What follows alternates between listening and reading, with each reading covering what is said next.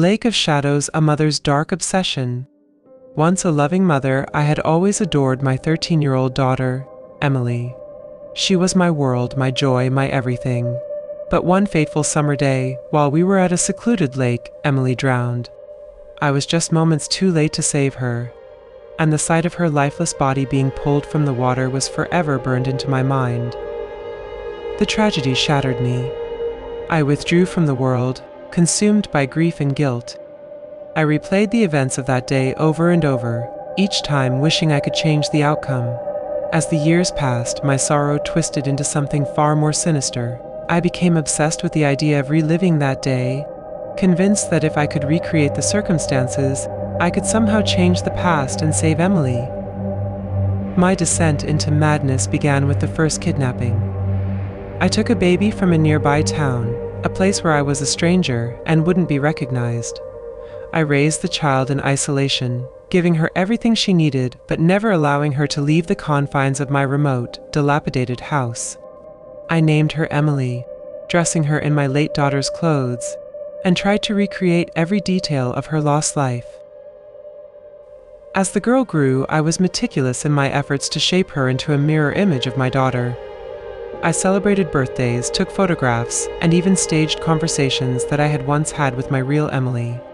The new Emily had no idea of the world beyond her prison or the fate that awaited her. When the girl turned 13, I prepared for the final act of my twisted plan. I took her to the same lake where my daughter had drowned. I hoped that by recreating the scene perfectly, I could rewrite history. I led her to the water, my heart pounding with a mix of dread and anticipation. The new Emily sensed something was wrong. The look in my eyes filled with a terrifying intensity she had never seen before. As I forced her into the lake, her screams echoed through the trees. I held her under the water, tears streaming down my face, convinced that this time I would save her. But as her struggles ceased and her lifeless body floated to the surface, reality crashed down on me once again. Yet, instead of breaking, my mind only twisted further. I told myself that I had made a mistake, that I had missed some crucial detail. Driven by my delusion, I kidnapped another baby, starting the process all over again. Years turned into a macabre cycle of abductions and deaths. Each time, I tried to perfect my recreation, becoming more deranged and meticulous with each attempt. The towns around the lake whispered of the missing children, and the authorities were baffled, unable to find any trace of them. My house became a graveyard of memories, filled with photographs and belongings of the children I had taken. The walls were covered with dates and notes, all part of my meticulous, maddened planning. I was a ghost, haunting my own life, forever chasing the impossible dream of saving my daughter. The legend of the lake grew, a tale of horror passed down in hushed tones. Few dared to venture there, fearing the spirit of a woman driven mad by loss, a woman who would stop at nothing to bring back the daughter she could never save. The house itself was a testament to my madness. Nestled deep in the woods, its exterior was overgrown with vines and moss, as if nature itself sought to reclaim the structure. Inside, the walls were covered with photographs of the many Emilys, each child wearing the same bright smile, each image a painful echo of the daughter I lost. Toys, clothes, and drawings were meticulously arranged to mirror the life of my real daughter. The air was thick with the smell of decay and mildew, a stark contrast to the innocent artifacts of childhood scattered throughout. My days were a blend of the mundane and the macabre. I meticulously planned meals, schooling, and playtime for each child, attempting to recreate my daughter's upbringing in exacting detail. Yet, my interactions were laced with an unsettling intensity. Every birthday, every holiday was a reenactment, each detail painstakingly controlled. My conversations with the girls were eerie echoes of my past, often nonsensical to the children but desperately meaningful to me. The basement was where the true horror lay. It was a cold, dark place, lined with steel cages and medical equipment. Here, I would perform my experiments trying to understand what I had done wrong each time.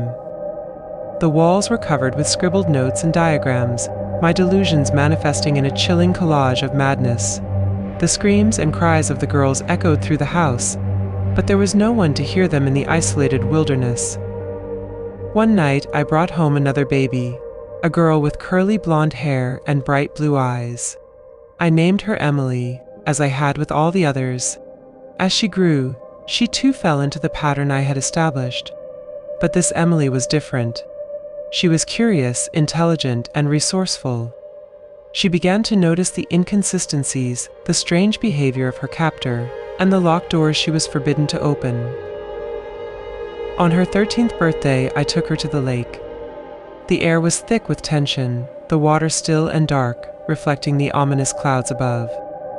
As I led her to the water's edge, the memories of the past Emilys weighed heavily on me. I felt a flicker of doubt, a moment of clarity, but it was quickly drowned by my obsession. This Emily fought harder than any before her. She screamed, kicked, and clawed at me, her terror giving her strength. For a moment, I was taken aback, the force of her resistance breaking through my delusion. But then, with a final, desperate surge, I forced her under the water. As her body went limp in my arms, the reality of my actions crashed down on me. The cycle of madness had led me to this point again and again, and each time I had failed. I collapsed on the shore, holding the lifeless body of the latest Emily, my sobs echoing through the empty woods. The authorities finally caught up to me after a hiker discovered the lake and the evidence of my gruesome deeds. They found me in my house, surrounded by the ghosts of the children I had taken. I offered no resistance, my mind broken beyond repair. I was tried and sentenced to life in a psychiatric facility, where I spend my days staring blankly at the walls, murmuring to the ghosts of my past. The house was left to rot, a haunting monument to my madness, and the lake became a place of whispered legends and unspoken fears. The townsfolk never forgot the horror that unfolded in their midst. The story of Laura Bennett, the grieving mother turned monster, became a cautionary tale, a chilling reminder of the depths of human despair and the darkness it can unleash. The legend of the lake endured, a place where the line between love and madness blurred, leaving a trail of broken lives in its wake.